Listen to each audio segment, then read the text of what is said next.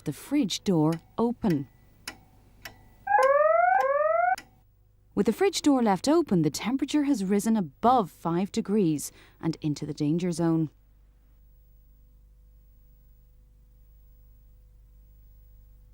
The danger zone is between 5 degrees centigrade and 63 degrees centigrade. This is when bacteria are most likely to multiply. Like us, bacteria like to be at room temperature. They fall asleep when they're too cold and they die when they're too hot. So frozen food should be kept under minus 18 degrees centigrade and chilled food under 5 degrees centigrade.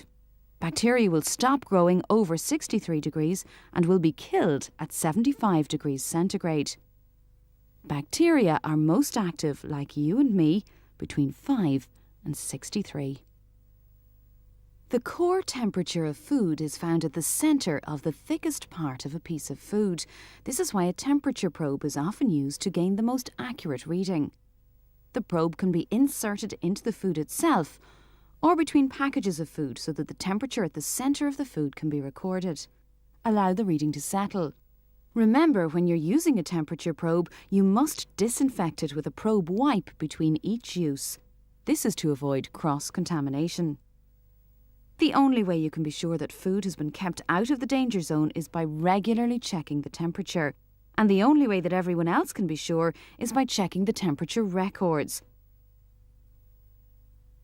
So remember, there's no point in measuring temperatures unless you record them.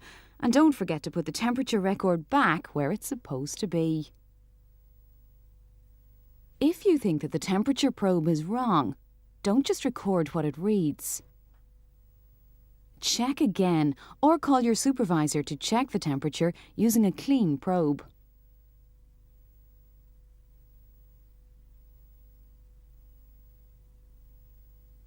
So to beat bacteria, arm yourself with a temperature probe and you'll be ready for the battle. Remember, hot to handle, cold to hold.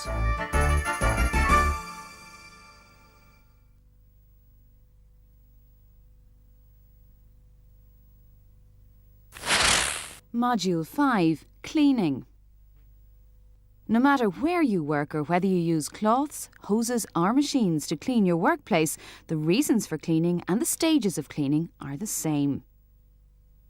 And who's responsible for keeping your workplace clean and safe? You are. John knows he's responsible for cleaning the kitchen. Let's see how he gets on.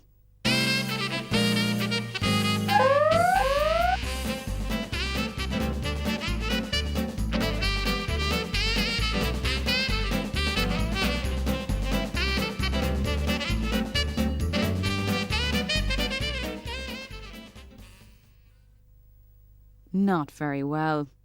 And they certainly don't think so. This makes more work for everyone.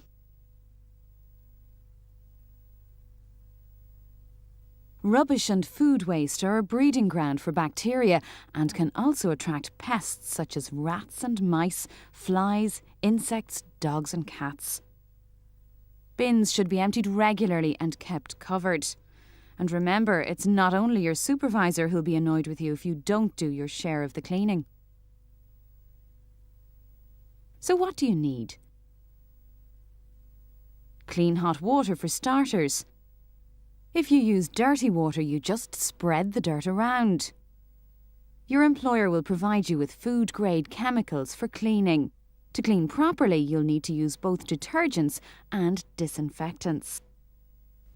Detergents clean by removing the dirt you can see. Disinfectants clean by killing the bacteria you can't see. And remember to always use food-grade chemicals in the correct concentrations. No matter what cleaning work you're doing, you should follow the 6 stages of cleaning. First, you should pre-clean with a clean cloth.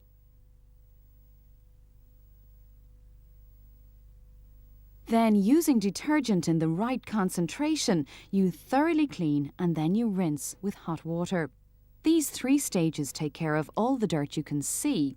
Now, to kill the bacteria you can't see, the 4th stage is to clean using a disinfectant or heat. Remember, bacteria will be killed at 75 degrees centigrade. The 5th stage is a final rinse.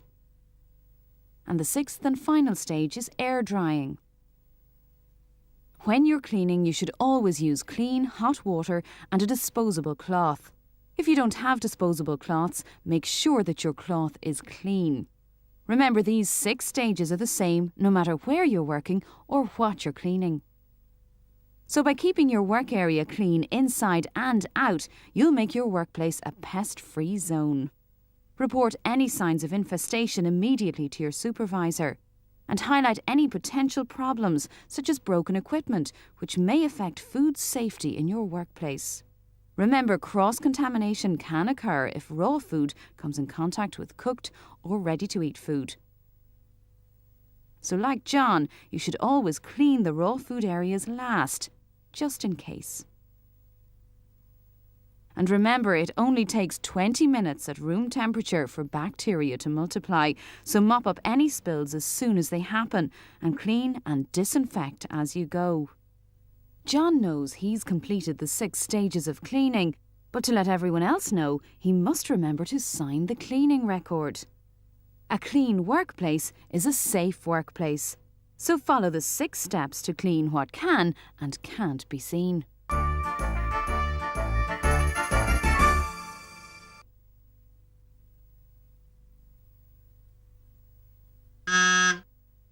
Module 6, Deliveries. Where does all this food come from? By knowing your suppliers and how they operate, you can be confident that the food they deliver to you is safe to eat. But what happens when it gets to you? You need to be there when the delivery arrives. That might mean an early start. If you're not there, how can you be sure that the van is clean, that the driver handles the food properly, that it arrives at the correct temperature, that the delivery of food is safe?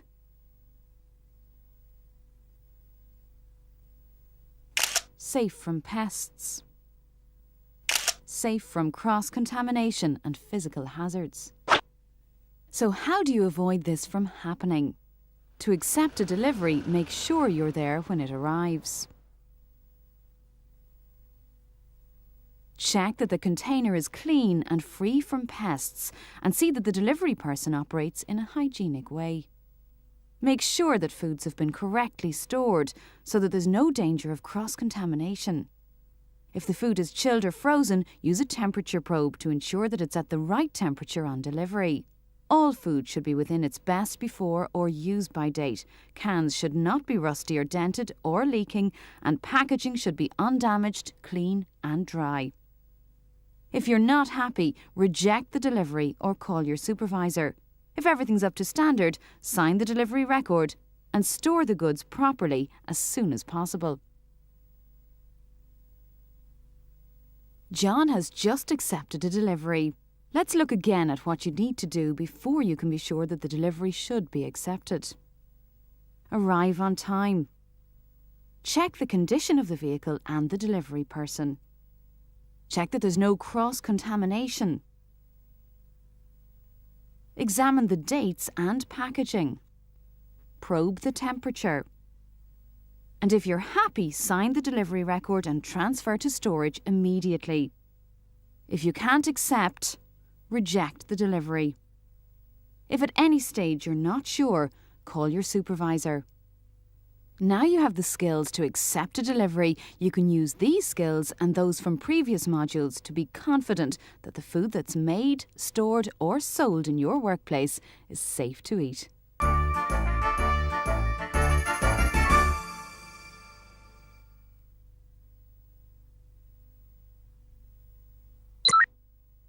Module 7. Show what you know.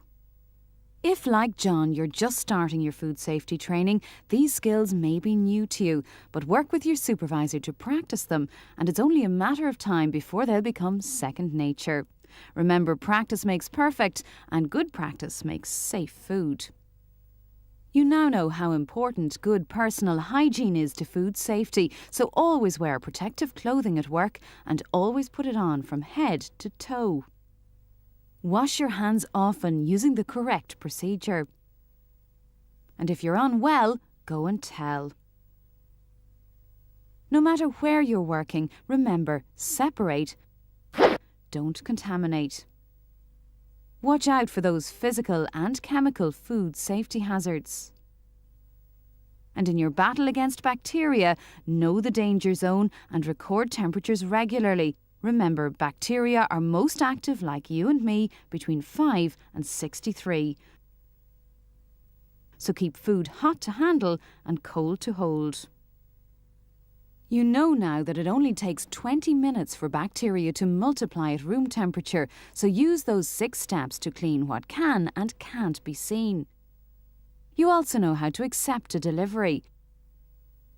Your supervisor and your fellow workers want to be sure that you can do your job properly, and customers want to know that the food they're going to eat is safe. It might be up to you to reassure them, or even to tell them how they can keep food safe. You may have to demonstrate these skills to a range of people: your customers, auditors, inspectors, your managers, and even your employers. If you practice all of the food safety skills you've learned all of the time, both you and your supervisor can be confident that the food you're producing is safe to eat. All you have to do is show that you know how to keep food safe. So show your employer how you put your training into practice. Remember, your employer is a customer too, and so's your supervisor, your fellow workers, and even your own family. They all want to be sure that their food is in safe hands. You know, so show you know.